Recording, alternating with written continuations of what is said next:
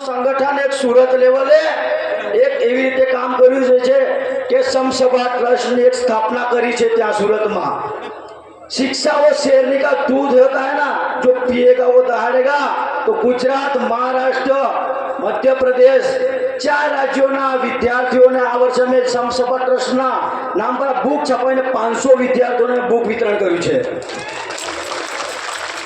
500 વિદ્યાર્થીઓને મેં બુકનું વિતરણ કર્યું છે કે આપણા બાળકો ભણે અને કાયદાકીય રીતે આગળ આવે એ માટે।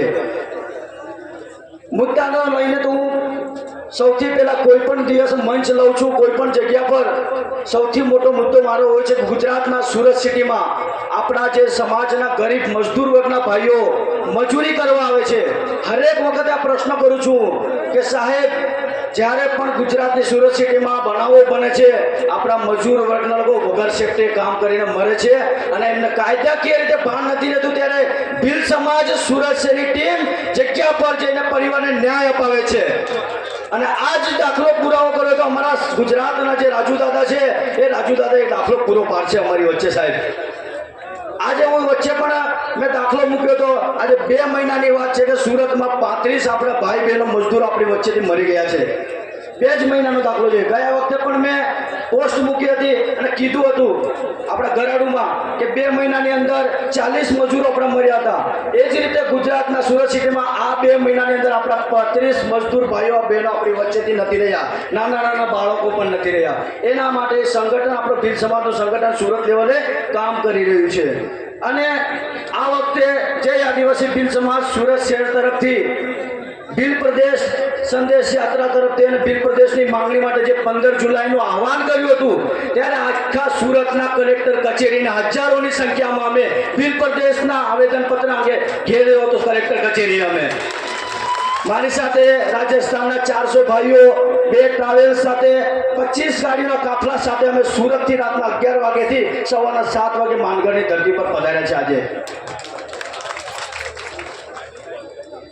આજે બીજી મુદ્દાની વાત વધારે નથી કરતો, પણ ગુજરાતમાં આદિવાસી નેતા તરીકે હું પાર્ટી પક્ષ તરફથી નથી જતો, પણ એક આદિવાસી નેતા તરીકે આપણા ભીલ પ્રદેશ માટે જે અવાજ ઉઠાવીને જે લડી રહ્યા છે એવા માન્ય ચૈતરભાઈ વસાવા, ચૈતરભાઈ દાદા માટે અહીંયા કોઈક રાજનીતિ રમવા આવી ગયું હતું, પણ મેં એમને ટકોર કરું છું કે જ્યારે એમને ગિરફ્તાર કરવામાં આવ્યા ત્યારે સુરતના આદિવાસીઓએ રાજપીપળાને ઘેર્યું હતું, પણ આ દાહોદ ને ગોધરાના આદિવાસીઓ ત્યાં જઈને કોઈ પણ પ્રકારની એક્ટિવિટી નથી કરી।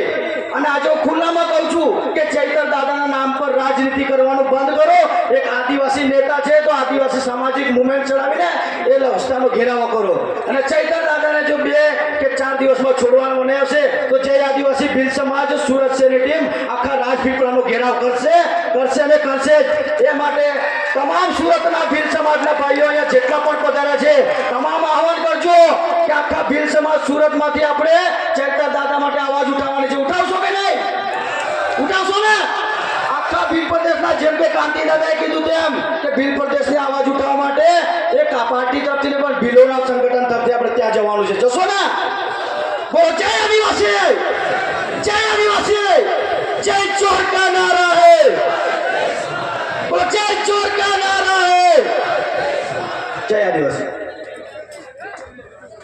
Subscribe now and press the bell icon. Never miss an update.